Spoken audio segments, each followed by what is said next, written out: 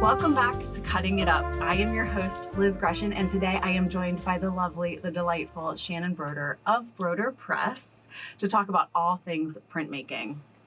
Thanks for coming on the show. Thanks so much for having me. Okay, you know the drill because you have done your research. Yes.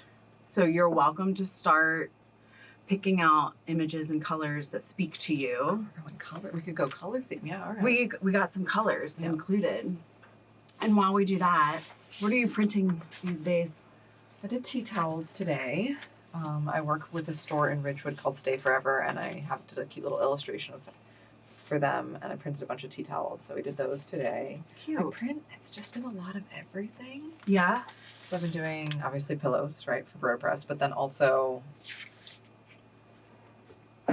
Mocha's coming up. I did a bunch of t-shirts and tote bags for people from Mocha. Anything that anyone possibly needs printed, basically, is my current MO. Mm-hmm. Which I like, though, because that's always been what I do. I just really like printing things. Doesn't matter what it is. No, definitely doesn't matter what it is. I have no judgment on people's work or anything like that. I like doing my own work, but then also I feel like I like challenges. I like printing on weird things and stuff. What's the weirdest thing that you've printed on? I'm terrible at this because all of this stuff happens so far in advance because when I print with props. Oh, are you allowed to talk about it? I'm allowed to talk about it, but I print things so far ahead of time. Uh-huh. Like I print when they're filming and then there's post and everything else. Sometimes when I'm printing for a movie, that movie doesn't come out for like 2 or 3 years and then I forget about it because I did so much work for like Spielberg's West Side Story. I still have not seen it. Even though I have like 7 props in there. My friend. I know. So I feel like I should, because again, I printed it 2 years before the film actually got released. Mm-hmm. So by that point, it wasn't even on my mind. And I take all this documentation when I'm actually doing the stuff. Oh, you know what I did recently that was really cool though, that I actually could post about because it happened. TV is a lot faster. Okay. Because they shoot and then they kind of release it. I did a ton of work for Only Murders in the Building. Oh, that's fun. And a lot of my students are really obsessed with that show. And I printed like probably about 1,000 dry cleaner hangers for them. Oh, that's very fun. I didn't realize that, like, I was like, man, they must be doing a lot of like dry cleaner scenes. And then it was so funny because like one of my friends obsessively watched it and she like took a photo of her TV on the scene. She was like, there was a murder in the dry cleaner. So all of my stuff, like I've been printing these dry cleaner things forever.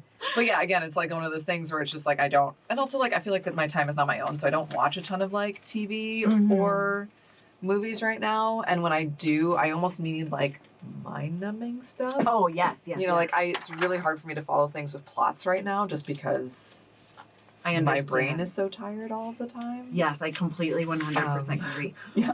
Let's just quickly talk about what's your favorite mind-numbing show.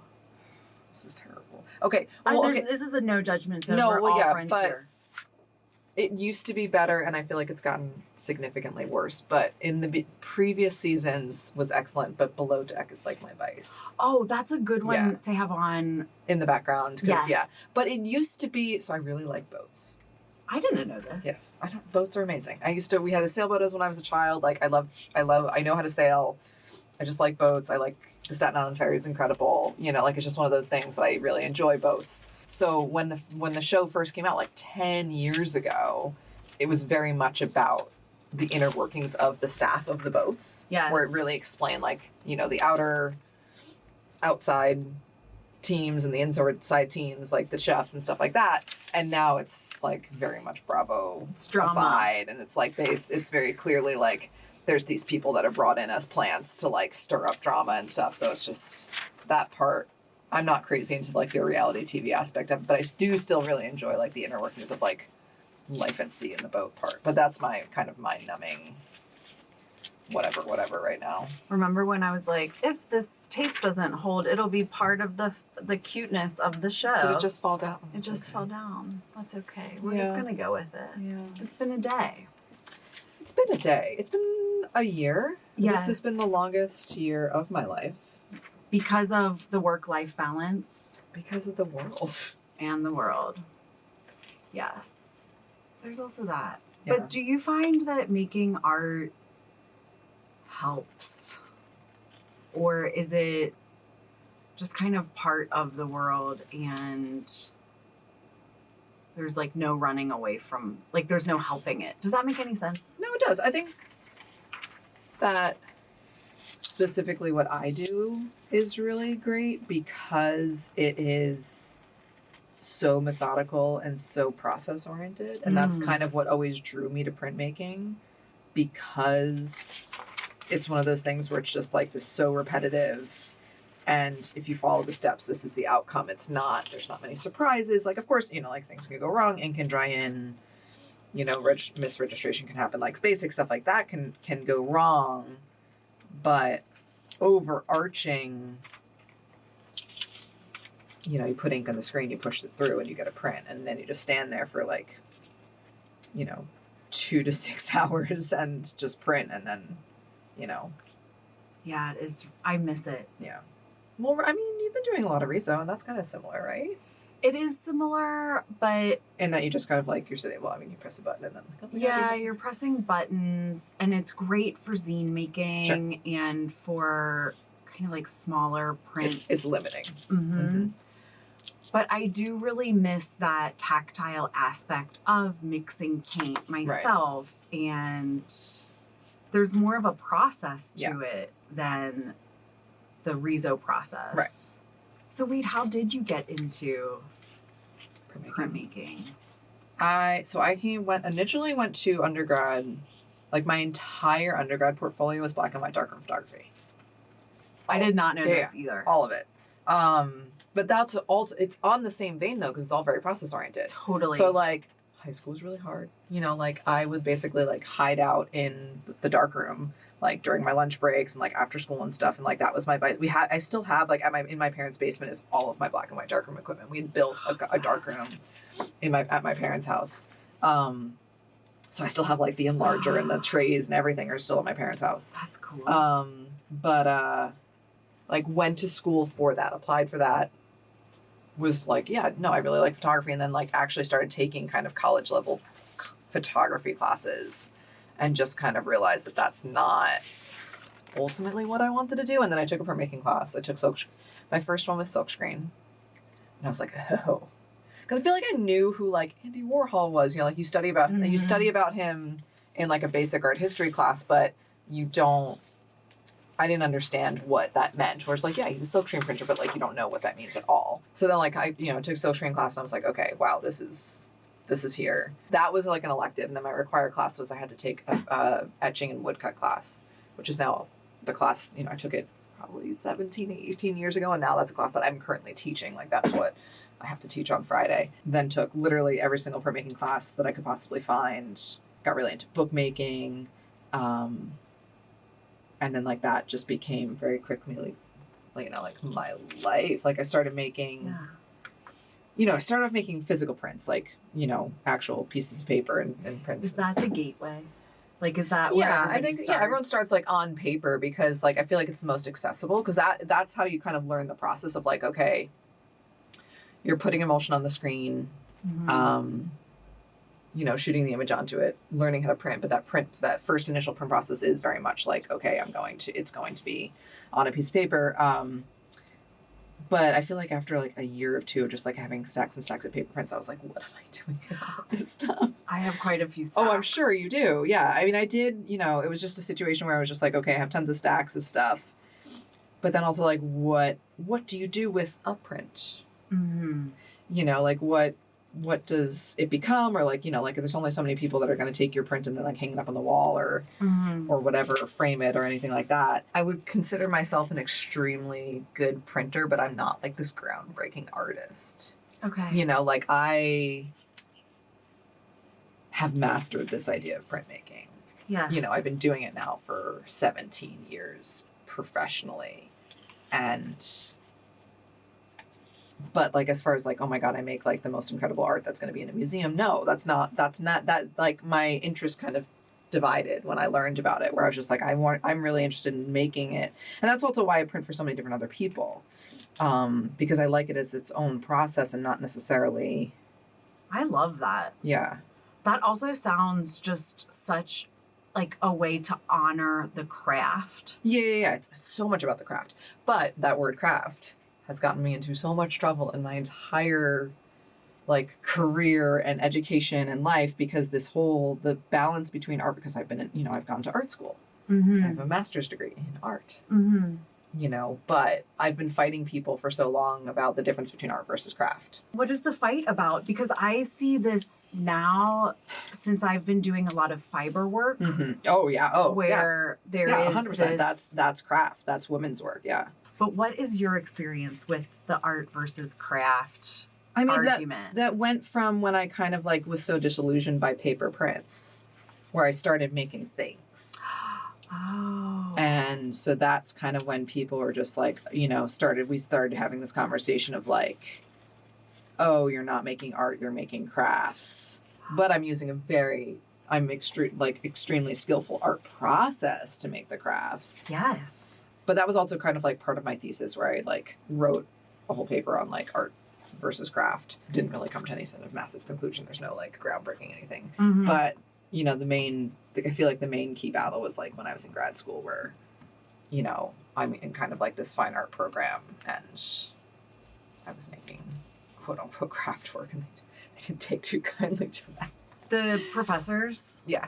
Interesting. And the chair and just every, yeah. But I mean, I don't know, man. Did you go to SVA for grad school? I did, yeah. I like what I do. I like what you do. Yeah, I'm like really, but also there's so much, I don't know, I feel like when you're in school, that's such like, what's the right word? When it's like not a sensitive time, but you know what I mean? Where it's just like. There's a vulnerability. Yeah, it's a super vulnerable time, because you're learning. Mm-hmm. So it's like you're in this situation where like you're kind of figuring out who you want to be, but then all these other people are telling you who you should be, who you have to be, who you should be, yes. or what you should be doing. And so I feel like it took me a while after grad school to kind of just like absorb everything that was said to me and like kind of put it in a blender and shake it all out and like then figure out who I actually was and wanted to be. Right. And then it turns out I was like perfectly happy all along. Yes. But yeah, I mean, so yes, is my work that I sell probably considered craft? Of course. But am I doing it in a like super fine art fashion? Yes, absolutely as well. For anybody who doesn't know your work yet, how would you describe it? It depends on like the context that I'm meeting them. If I'm meeting them like in an educational context, I'm like, hi, like my name's Shannon. I teach at the School of Visual Arts. I've been at that print shop there for the past 17 years. I've been teaching there for 9 or 10 years. So a while. And I teach etching, woodcut, and silkscreen. Fun fact. Yeah. You were possibly the very TA? first person that I told I was pregnant with Sam, because You were sick. I didn't know if it was like okay Oh, right. to be printmaking. This is so long ago. How old was Sam? Well, Sam is 7 now. Yes, this is so like it would have been 8 years 8 years ago.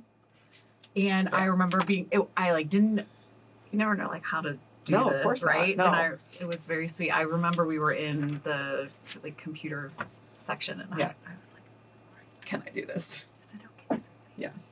Well, no, but it's so funny that you bring that up though, because like being pregnant and having a child has so, I don't know if catastrophically is too strong of a word, but like pretty significantly impacted my career, because I wasn't able to teach etching or woodcut my entire pregnancy because it does involve oil-based ink and chemicals. And then I was on maternity leave for 4 months. And then,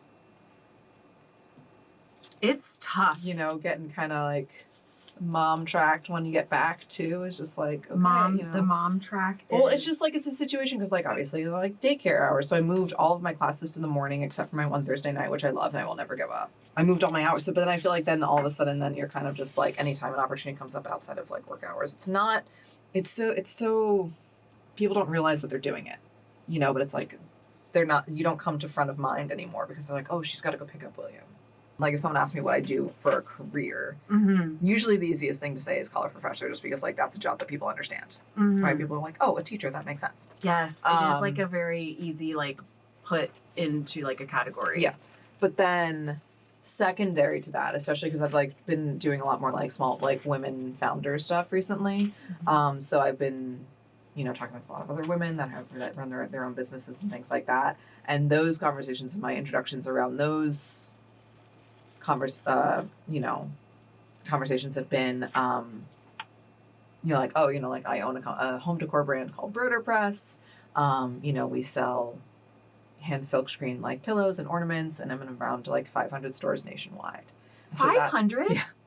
I'm doing this for a really long time. 500? Yeah. I had no idea. Yeah. Well, I mean, apologies. No, you're fine. Wholesale has really, my business was for a really long time, it was really split like 50-50 with like retail and wholesale. And then retail has been so chaotic because like during COVID, I stopped doing in-person shows, was such a big part of like selling direct to consumer. Mm-hmm.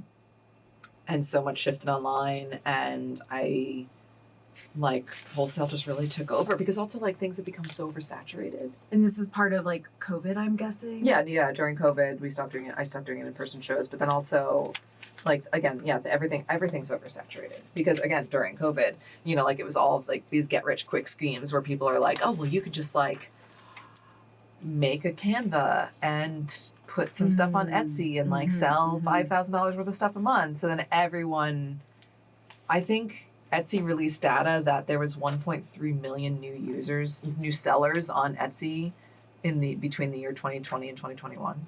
Wow. Like that's a massive increase of sellers. Yeah, everybody was at home. Right, everyone was at home, everyone was bored, everyone was making things, a lot of people had lost their jobs and needed, like income and stuff like that. So I really heavily shifted over to wholesale just because like the competition increased so much. And then also I sell like kind of a higher end or higher quality product because like now anyone can get like a digital fabric printer and like print out a photo of someone's pet and then turn it into a pillow and they can charge like $10 for it, right? For those watching, your bread and butter are pet pillows. Yeah. Primarily the pillows that I've focused on the most recently are like cats and dogs. They're black and white, they're half-toned out, but they're all individually hand printed. So what is it like balancing a business and teaching? And I'm not even mentioning like the personal life. Yeah. Right. Like that I feel like that balance actually is okay. Because, the way I break my week down. So right now I'm teaching 4 classes this semester. I don't teach on Mondays, so Monday's my print day. And I gotta do all the printing I need for the week on Monday. And I drop it off at the studio for my assistant on Tuesday. But then Tuesday I teach. Today's Tuesday. I taught from 9 to 2 today. And I have my classes, and that all goes well. If I need to print something like kind of after class, I can squeeze that in. But I'm oftentimes like really zonked after class because like teaching, it's a 5-hour class, but then I'm also like on my feet and like moving around the entire time and like helping people print and like moving equipment around, or like helping with presses, the rollers, or whatever it may be. It's a really physical job. It's so physical. Yeah, we wear like, I wear like heavy duty clogs at work because I'm like just always on my feet and always lifting stuff. So it's definitely not like a sit down or like even stand up like, oh, I'm just going to give a lecture today. Like you're physically doing stuff. Wednesday's a flex day. So like if I have to get more printing done, I can get more printing done. If we have a large order that has to go out in the studio, then I'll go out to the studio and like help out with doing that order. My Thursday's a little bit nuts right now just because I'm covering for another person. But so I teach on Thursdays from 2 p.m. until 10 p.m., which is a long time to be teaching straight. So I do edging for 5 hours, and I switch to silkscreen. And then I wake up and teach on Friday mornings from 9 to 2 again. If you had to choose one medium to teach or to do, like, Forever. Moving forward forever, what would it be? Definitely silkscreen. Definitely? Yeah, that has my heart. How do you stay organized? How do you stay on top of your calendar? Oh, God. Well, calendars are also, like, crazy shared calendars, too, now with, like, the family things. Because, like, oh, daycare's not open today. Haha. But, yeah, no, organization-wise, it's so funny. For the longest time, I kept, like, an actual physical notebook. I still do. I know, but I don't know when I fell out of that. I think it was kind of during COVID just because, like, not as much was going on, or maybe I didn't need to keep as track as much. But I think I just had to switch to digital. And this is probably a horrible suggestion, but I have like just a draft email that I write everything down in. One draft email? Yeah. That's not horrible. No. My favorite thing in the world, do you know what a brain dump is? I do brain dumps all the time. Brain dumps are like my favorite thing of all time. I love them. Where I just like, I get everything out Like, here's every single thing, like, who needs a birthday card, what's due, when I have a workshop going on, like, literally everything, like, get it all out, because then also, too, then you can, like, delete stuff as you go along. I grid everything out. So I have 4 quadrants. So I have Broderpress, I have SVA, I have Life, and then... You brain dump in a grid in the email? No, this is when I write it out. Okay. There is something so satisfying about writing out the brain dump. Yeah, especially physically crossing things off, too. Yes. I'm extremely minimal. Like, I don't have a ton of belongings. My friends always joke that, like, I could move probably in an hour or 2 if I needed to. That sounds so lovely.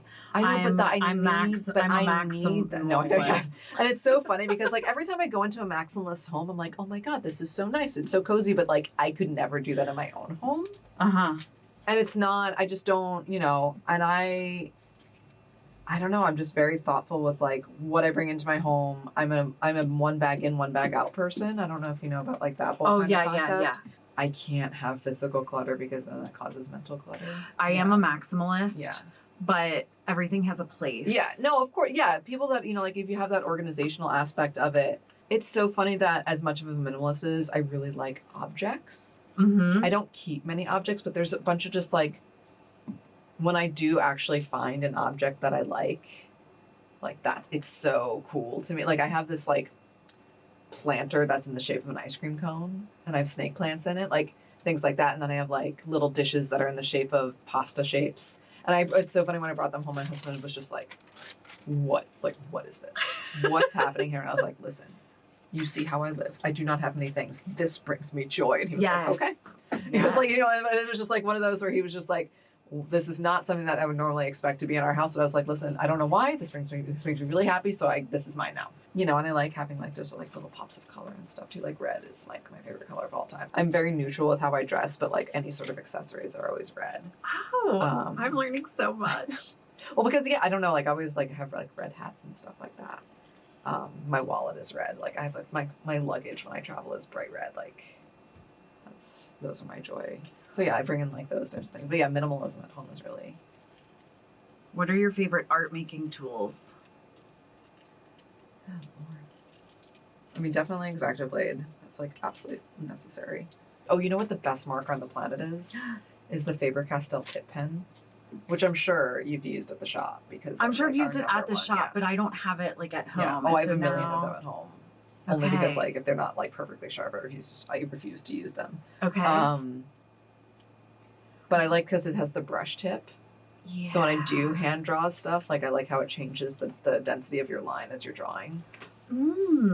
So That's your go-to? That's my go-to, yeah. For someone who is interested in starting, like, being a printmaker, what would you tell them to focus on? I think just take a class. It's so, like, I'm, like, very involved in a lot of the different printmaking realms and stuff like that, and a lot of people are like, oh my God, I want to start this home. Like, you can block print at home, I feel like, is the really accessible one to do, like, at home and learn on your own DIY style. But as far as, like, silkscreen goes, you need the equipment. Because, like, I've tried to do it at home. I did it at home for a very long time during COVID. I printed at home for, like, 9 months. But that one tool, the exposure unit, is super necessary. Yes. And the one is giant. We have a giant one. And it's so expensive. So, like, just go somewhere and use that. But yeah, if you want to do block printing at home, like, that's like a super easy gateway. Like, I want to learn printmaking. I just did a block printing workshop at school where it's like a quick 2-day workshop, but, like, it gives you the tools to then do it at home.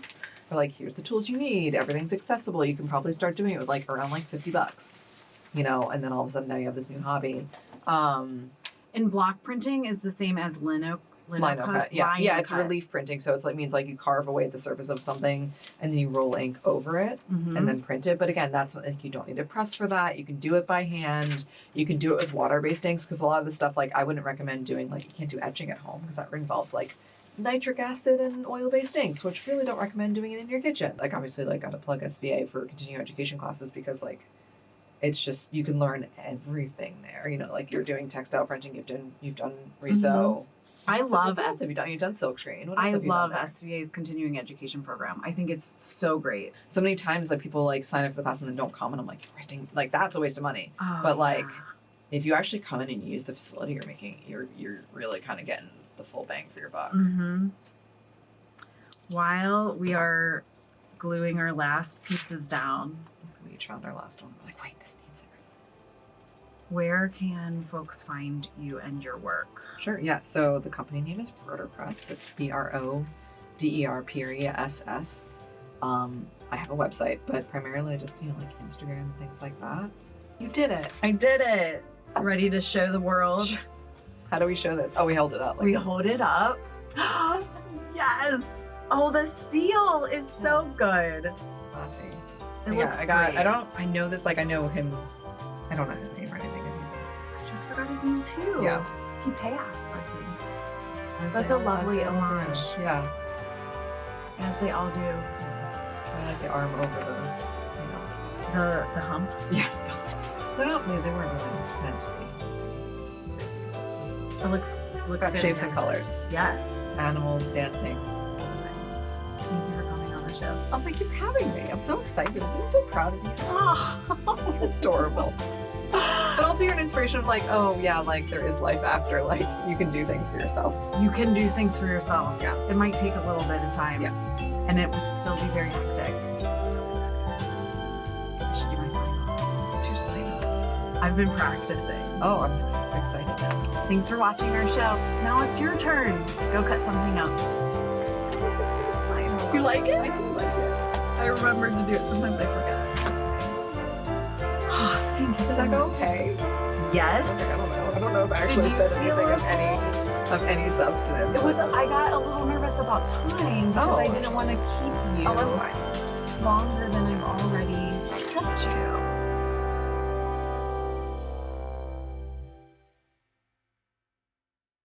There's some hole punches Oh, thank you. if you're so inclined. A glue paper. Oh, so that you don't get glue on. Okay. Yeah, or if you want to do Yeah, edges yeah. or whatever. X-Acto knife. Is this part of it? No, I'll Okay. edit this out. I mean, now I might want to include it. Explain art Explaining art to art- explaining Explaining to to the most. Well, didn't someone called it an etch or sketch writer? Yes. That's cute. Player, he's so cute. So now it is an Etch-a-Sketch. I should get labels made. Okay, you ready? Yeah. Levels are recording. Uh-oh.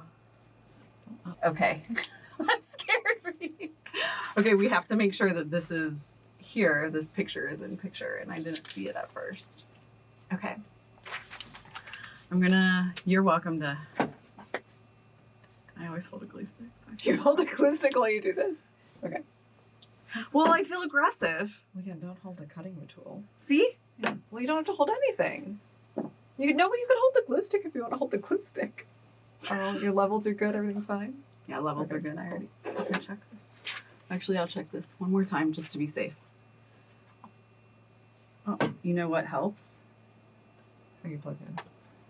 Ooh, am I plugged in?